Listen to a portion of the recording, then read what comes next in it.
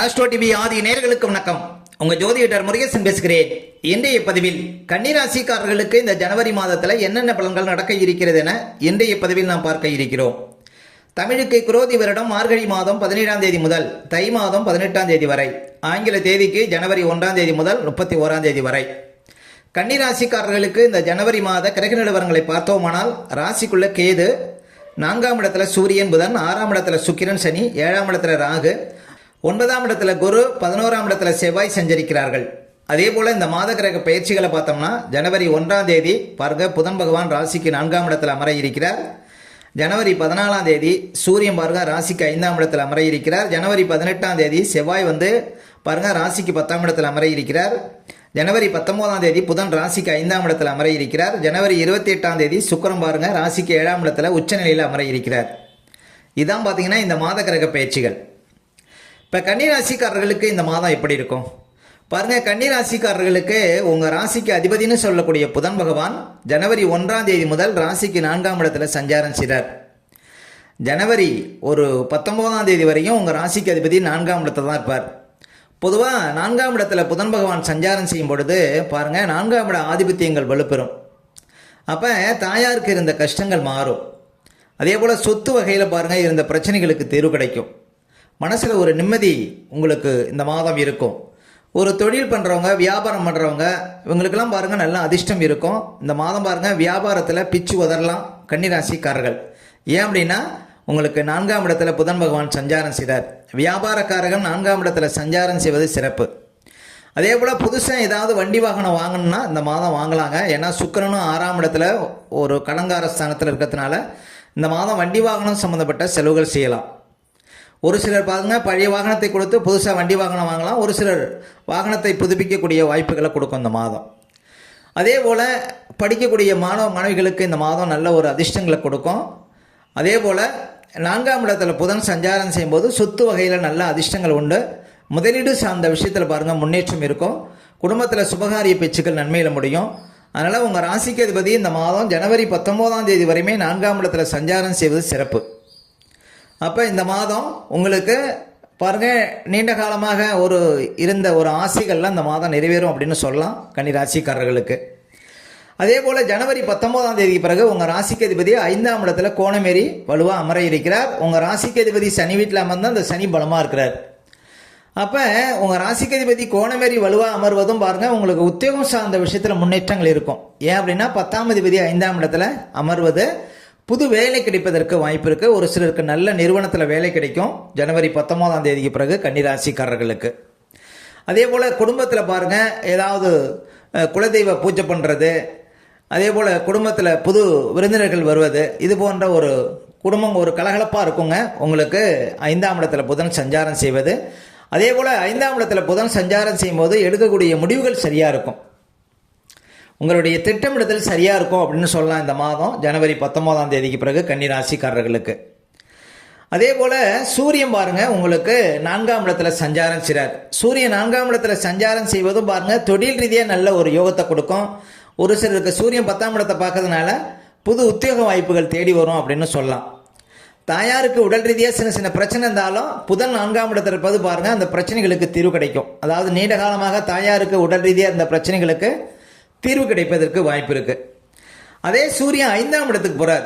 சூரியன் 5ஆம் இடத்துல சஞ்சாரம் செய்வதும் சிறப்பு. பிள்ளைகள் வழியில் சுப செலவுகள் வருவதற்கு வாய்ப்பு இருக்குது.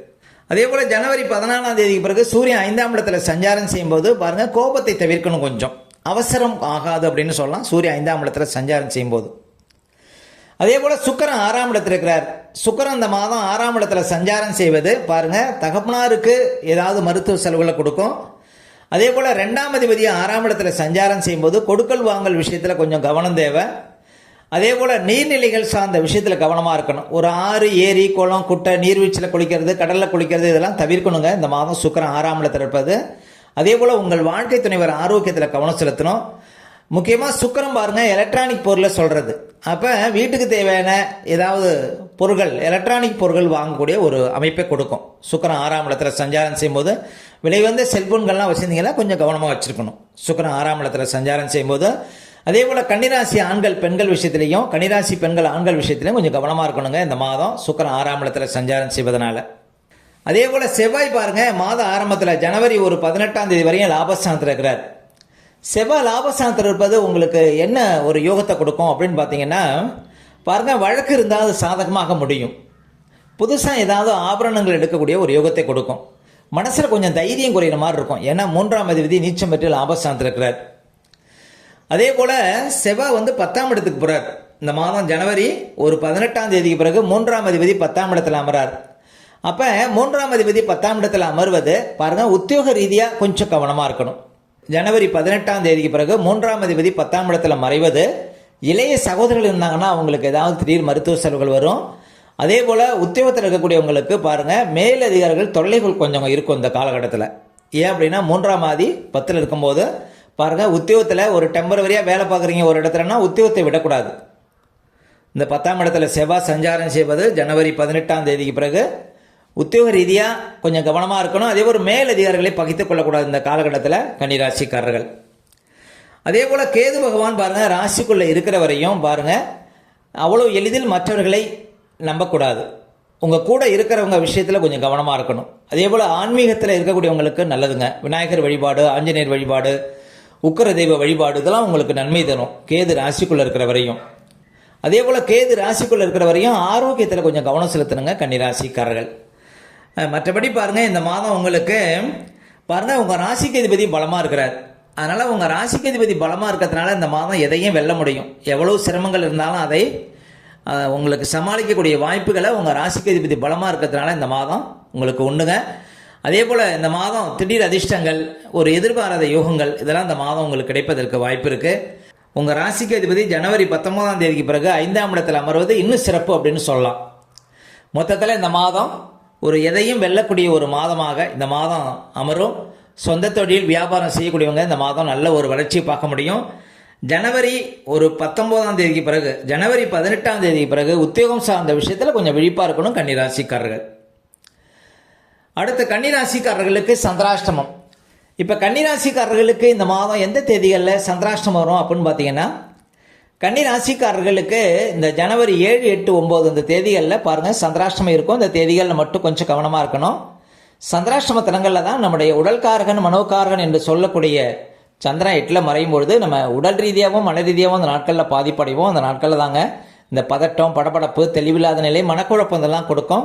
அதனால தான் சந்திராஷ்டம தினங்களில் புது முயற்சிகள்லாம் தவிர்க்கணும். அதே போல் வண்டி வாகனத்தில் செல்லும்போது பாதுகாப்பு கவசங்கள்லாம் கண்டிப்பாக அணியணுங்க. மற்றவங்கள்ட்ட பேசும்போதெல்லாம் ரொம்ப நிதானமாக பேச வேண்டிய நாள் பார்த்தீங்கன்னா இந்த சந்திராஷ்டம தினங்கள். அதனால் சந்திராஷ்டம தினங்களை அனுசரிங்கள், வாழ்க்கையில் வளம் பெறுங்கள். மேலும் கன்னிராசிக்காரர்களுக்கு இந்த மாதம் எந்த தேதிகளில் பணப்புழக்கம் சிறப்பாக இருக்கும் அப்படின்னு பார்த்தீங்கன்னா, இந்த ஜனவரி 3, 4, 5, 6, 7, ஜனவரி 14, 15, 16, ஜனவரி 19, 20, ஜனவரி 24, 25, ஜனவரி 30, 31 இந்த தேதிகளில் நிறைய பணப்புழக்கத்தை பார்க்க முடியும் கன்னிராசிக்காரர்கள். ஓகே, இந்த வீடியோ பிடிச்சிருந்தா ஒரு லைக் கொடுங்க. உங்கள் கருத்துக்களையும் கேள்வியும் கமெண்ட்ஸில் பதிவிடுங்க. நம்ம பல வீடியோ கொடுக்க இருக்கிறோம். நம்ம சேனலை சப்ஸ்கிரைப் பண்ணுங்கள். பக்கத்தில் வர பெல் சிம்பலையும் கிளிக் பண்ணுங்கள். நன்றி, வணக்கம்.